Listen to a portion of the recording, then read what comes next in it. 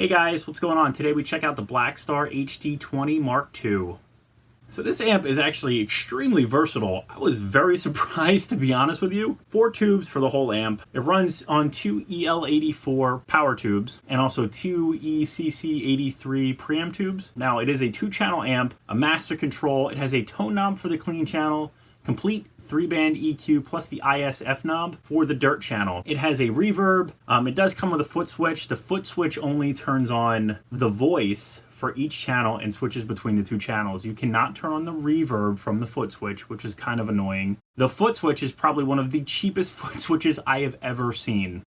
It doesn't even feel like I'm holding anything. I think this ball of cable actually weighs more than the foot switch. It does come with nice padding on the back. Know what kind of plastic this is made out of, but I would be concerned that it would break. I don't like that they're wired in like this, like the Marshalls. I like to see a plug, either a 1/4 inch or a MIDI like Mesa uses. I don't like the foot switch. I think it's cheap.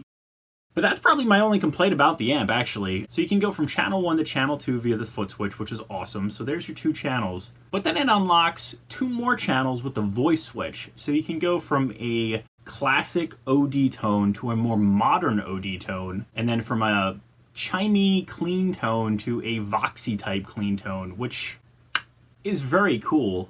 It's got a lot of gadgets on it. So let's take a look at both panels. We are going to use this ES335 Big Retro today. I'm going to use my Strymon for the looper. We'll use a Hall BigSky setting. We're also going to use the Strymon Volante. So we'll give you a bunch of different tones. I am going to take the cab tone in the room. I'm using my orange 212 closeback with a V30 and also a creamback M65. I'm going to take that up against the emulated 112 out as well as the emulated 412 out. So we're going to be able to hear how that sounds too on a direct basis. So I hope you dig it.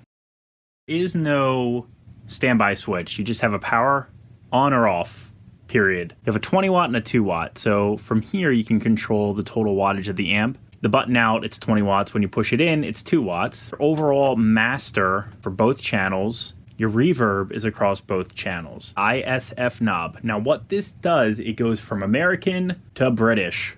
And you will hear that during the demo. You have your treble, which is obviously high frequencies, middle frequencies, and bass frequencies. You have your overall volume and your overall gain. Now this voice switch, which can be activated via the foot switch, changes it classic sounding or modern sounding. On top of that, you can go from American to British. So it's actually really cool when you look at it as like possibly a 4-channel type amp. So here you have your clean channel, and with the voice switch on this one, you can go from American to like British sounding. So it's really like a Fender-y clean, California type Mesa, where you get like a Voxy type clean, which is actually really cool. And then the tone knob is your EQ shift across the spectrum.